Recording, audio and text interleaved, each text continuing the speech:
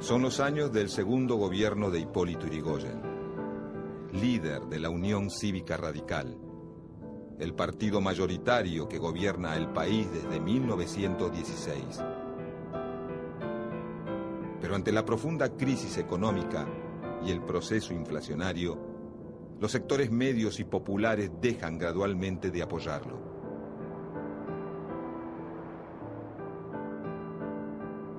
Hacia 1930, entre denuncias de corrupción, renuncias masivas de miembros del gobierno y rumores acerca de la creciente incapacidad física de Hipólito Yrigoyen, el ejército derroca al presidente constitucional, consumando de esta manera el primer golpe de Estado argentino.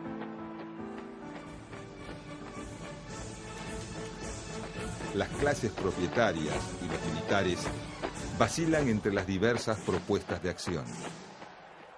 Por un lado, los nacionalistas, alentados por la propagación a nivel mundial de regímenes de este tipo, aspiran a un elitismo autoritario que acabe con el sistema de partidos.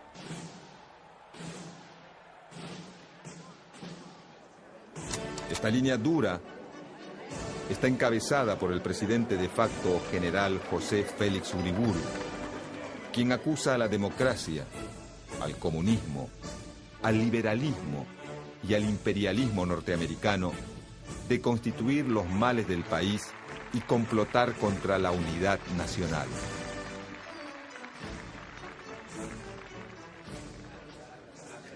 Este grupo nacionalista pretende el gobierno de una minoría proveniente del ámbito militar, amalgamada por la Iglesia Católica y no atada a intereses extranjeros.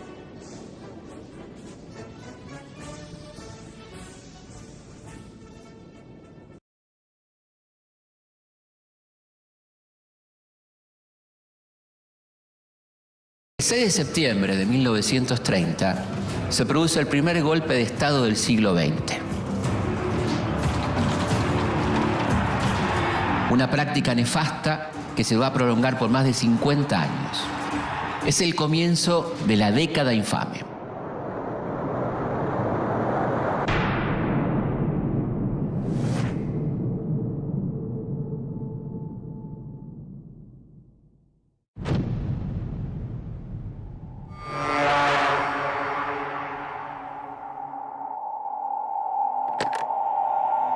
Los días anteriores al golpe del 6 de septiembre, los conservadores que conspiran contra Yrigoyen discuten qué modelo de país van a poner en práctica una vez que tomen el poder.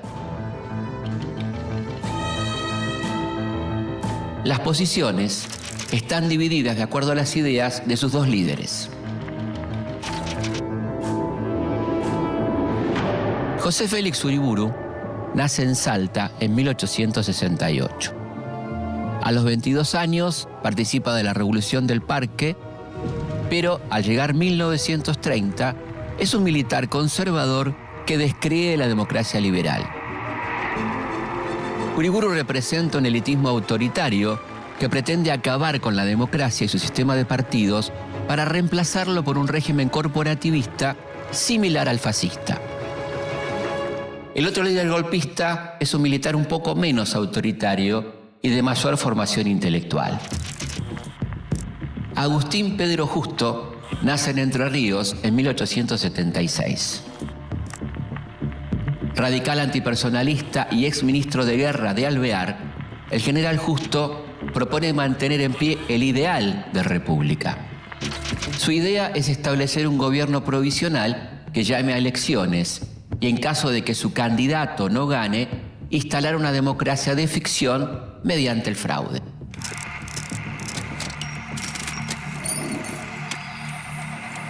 El 6 de septiembre, Uriburu encabeza el golpe que derroca a Yrigoyen y se proclama presidente. La corriente enérgica y pura que viene con vosotros significa renovación y juventud, paz, progreso, orden y jerarquía de valores en vuestra vida pública intoxicada. Será el soto fuerte y salubre que derribará los carcomidos, tonificará lo debilitado y aventará los gérmenes perniciosos de toda demagogia. Un dato interesante de esta proclama es que Uriburu, en contra de sus ideas, promete convocar a elecciones y ofrece garantías de que ni él ni los miembros de su gobierno se van a presentar como candidatos.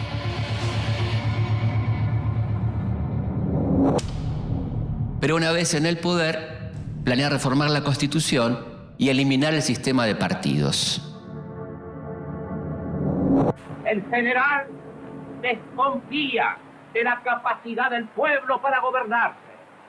No cree en la elevación moral de los hombres políticos y atribuye a las instituciones libres vicios orgánicos que abren el camino a la demagogía. Y yo creo exclusivamente en el gobierno de la opinión pública.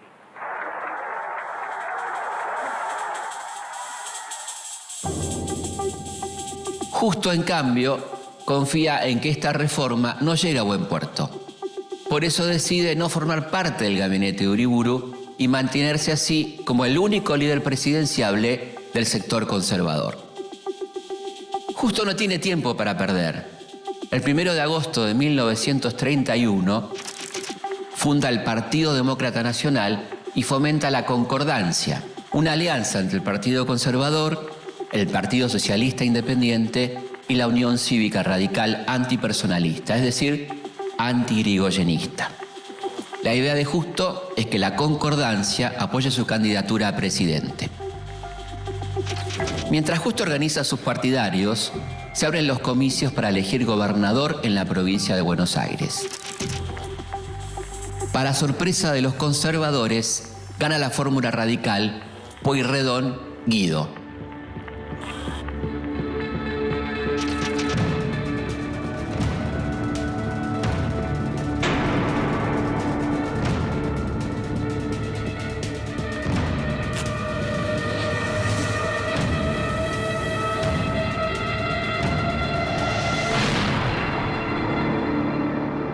Ante la aplastante victoria radical, el presidente Uriburu anula las elecciones y suspende por decreto las próximas de Santa Fe y de Córdoba.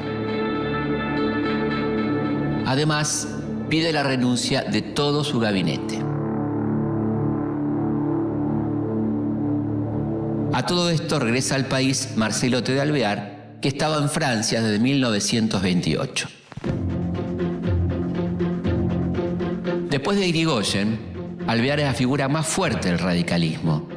Su intención es unificar a los irigoyenistas y a los antipersonalistas contra la dictadura de Uriburu. Pero a esta altura resulta imposible unificar a la UCR. Los antipersonalistas apoyan a Justo y los irigoyenistas no confían en Alvear. Mientras tanto, el peludo Irigoyen sigue confinado en la isla Martín García.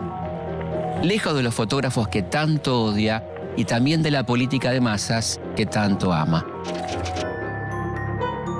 Pero la provincia de Corrientes, la llama revolucionaria del irigoyenismo, sigue intacta. El 20 de julio de 1931, el coronel radical y ex edecán de Irigoyen, Gregorio Pomar, en protesta por la anulación de las elecciones, subleva el Regimiento 9 de Infantería en Corrientes.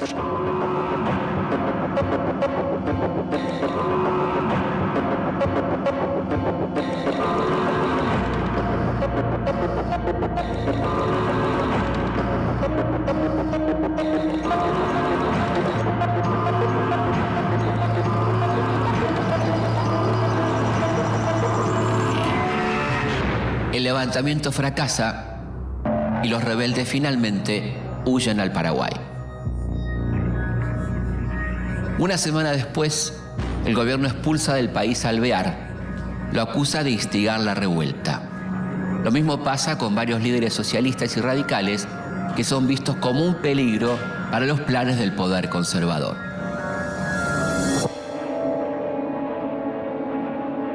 Justo ya cree que es momento para llamar a elecciones, pero Uriburu todavía tiene en mente reformar la Constitución. Sin embargo, la mayoría de los conservadores presiona a Uriburu para que cumpla con la proclama y llame a elecciones.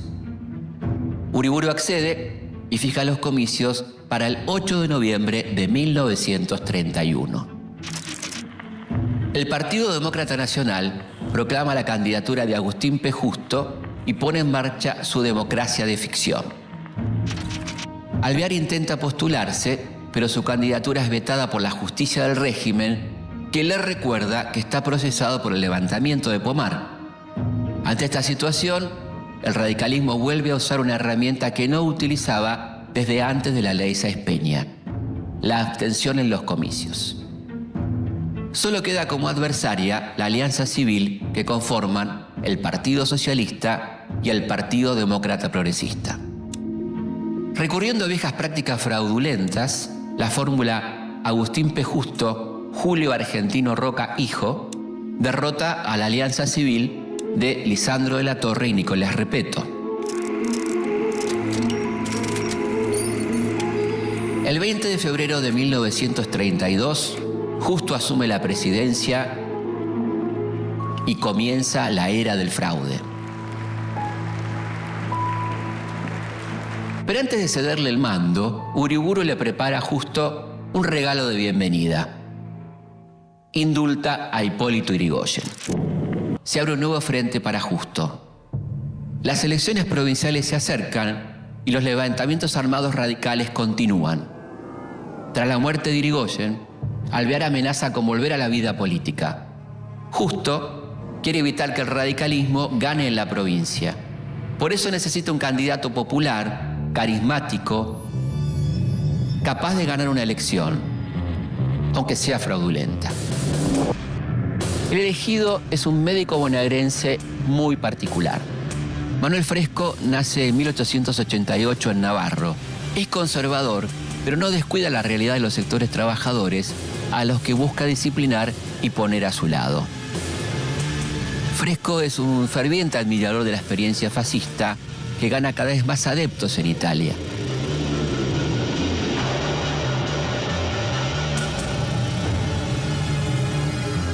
Se puede decir que es el nuevo rostro del Partido Conservador y el único que puede salvar al Partido de Justo de una derrota inevitable. Es así como el candidato de Justo gana las elecciones, obviamente gracias al fraude. La caída de la producción agrícola produce el éxodo de cientos de miles de pequeños productores y trabajadores rurales, arruinados por la crisis, hacia la ciudad. Estos trabajadores se convierten en la mano de obra de la naciente industria en la que los salarios son muy bajos.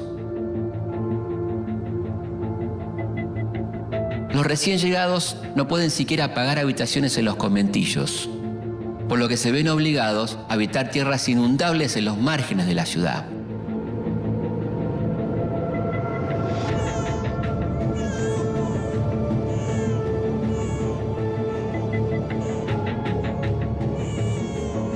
Nace así una nueva forma de asentamiento urbano: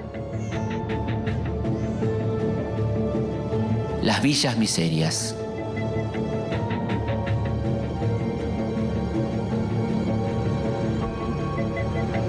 La pobreza, que antes se ocultaba en los pueblos o en el campo, ahora está a la vista de todos.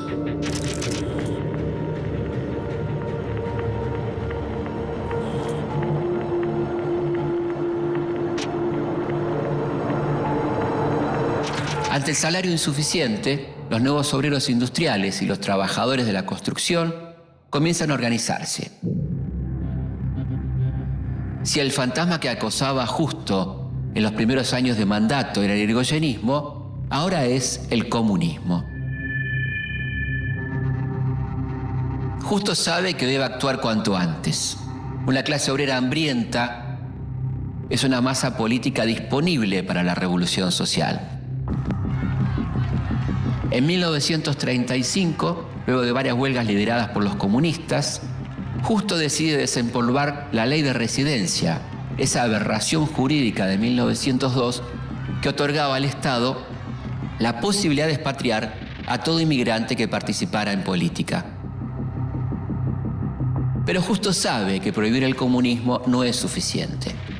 Necesita nuevas ideas, por ejemplo, las que representa el nuevo gobernador de Buenos Aires, el doctor Manuel Fresco.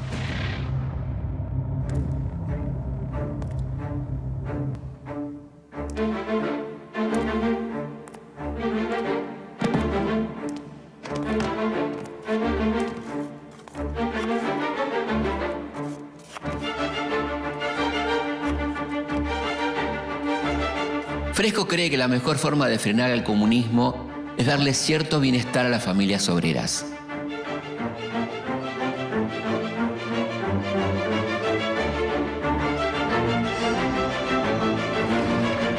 Para eso impulsa la construcción de 50.000 viviendas económicas y una profunda reforma educativa.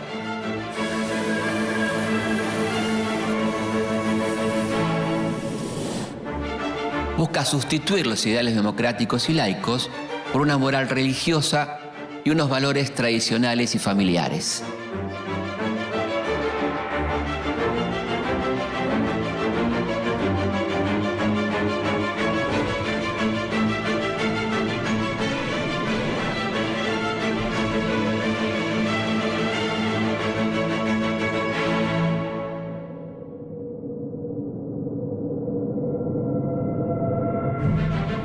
Fresco fomenta también el deporte. Su acercamiento a las ideas del fascismo italiano lo llevan a pensar que un cuerpo sano no puede enfermarse ideológicamente. Si queremos una patria grande y rica, es indispensable que sus hijos sean sanos y fuertes para que puedan engrandecerla con el trabajo y defenderla con la misma pujanza con que la hicieron nuestros mayores.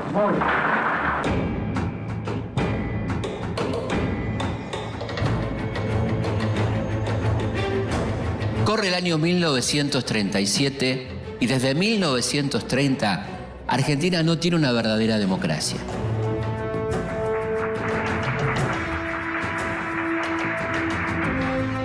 El Partido Demócrata Nacional, que gobierna mediante el fraude, tiene la dura tarea de elegir su nuevo candidato a presidente. Muchos conservadores levantan la mano para ofrecer su candidatura, pero Agustín P. Justo ya eligió a su hombre. Jaime Gerardo Roberto Marcelino María Ortiz nace en Buenos Aires en 1886. Abogado y radical antipersonalista, se desempeña como ministro de Hacienda del presidente Justo. Ortiz, en septiembre de 1937, va a ser elegido presidente en las elecciones más fraudulentas de la historia.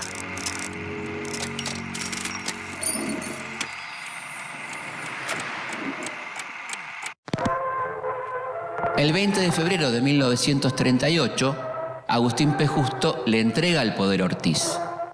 Junto a Ortiz llega su vicepresidente, el abogado catamarqueño Ramón Castillo. Un político ligado al fraude y al más rancio conservadurismo. A pesar de ceder al poder mediante el fraude, Ortiz busca combatirlo por todos los medios. En 1940 interviene en la provincia de Buenos Aires e impide la asunción como gobernador del caudillo conservador Alberto Barceló, sucesor de Manuel Fresco. A esta altura, el radicalismo ya tiene mayoría en el Congreso. Si bien Ortiz busca ganarle al fraude, no puede ganarle a la diabetes, que a los pocos meses de haber asumido la presidencia, lo deja completamente ciego. A medida que su enfermedad avanza, Ortiz debe delegar el poder en su vice. Con Ramón Castillo, la promesa de cambio queda totalmente trunca. Nuevamente, un conservador conduce el país. Castillo llega al poder en tiempos revueltos. Desde hace un año, el mundo vive convulsionado por el estallido de la Segunda Guerra Mundial.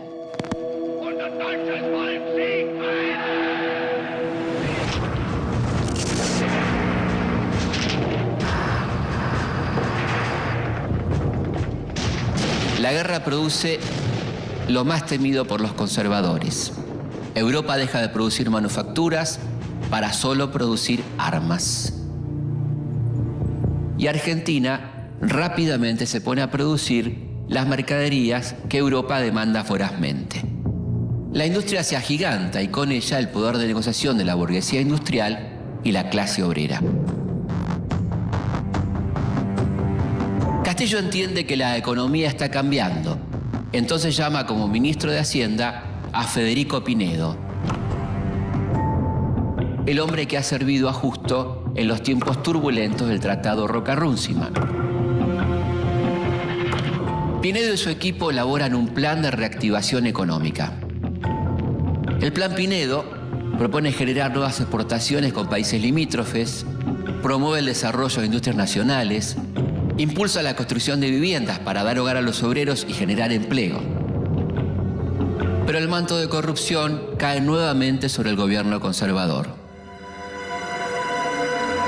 En 1941, un joven coronel vuelve de su largo viaje por Europa y se suma al grupo de oficiales nacionalistas que empiezan a aportar ideas revolucionarias.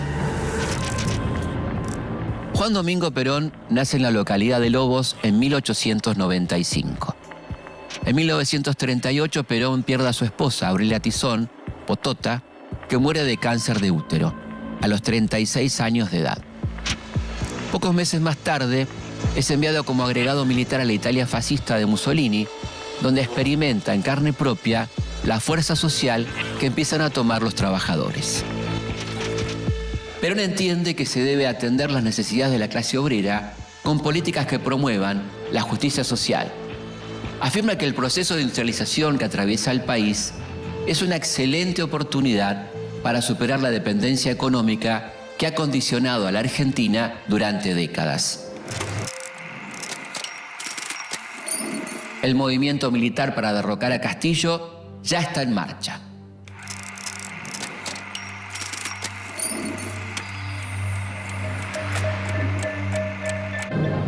Minutos de intensa nerviosidad. El desenlace es inminente, pues las fuerzas de la guarnición y de los cuarteles urbanos se han plegado a la revolución que se extiende.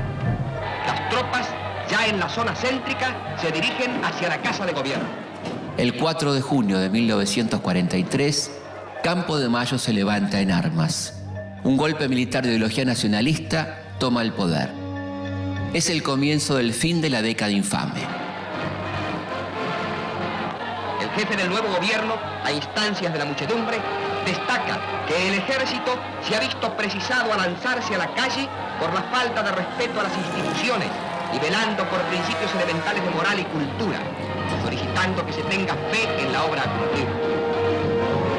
El gobierno que surge del golpe se propone mantener la neutralidad ante la Segunda Guerra Mundial, reducir la influencia extranjera sobre la política y la economía nacional y resolver la cuestión social, es decir, mejorar la situación de la clase trabajadora para que ésta no pueda ser captada por el comunismo. Algunas de las ideas que fueron ensayadas por Amadeo Sabatini en Córdoba y por el bonaerense Manuel Fresco van a ser aplicadas a nivel nacional por el coronel Perón, que comienza a ascender escalones en el nuevo gobierno. Y testimonian con su presencia en el Salón Blanco de la Casa Rosada su adhesión al nuevo gobierno. La década infame, que pone fin a la experiencia popular y democrática de Hipólito Yrigoyen, termina como empezó, con un golpe. Pedro P. Ramírez jura por Dios y por la patria. Pero este golpe va a tener consecuencias distintas. Va a permitir el surgimiento de otro movimiento popular y democrático y el ascenso del otro gran líder de masas del siglo XX. Porque qué mejor que decir es hacer. Los años 30 fueron una época de retroceso político y de desprecio por la voluntad popular, en los que se produce el nacimiento de la industria argentina y junto a ella el de una nueva clase obrera que en los próximos años va a ser la gran protagonista de los próximos capítulos de nuestra historia.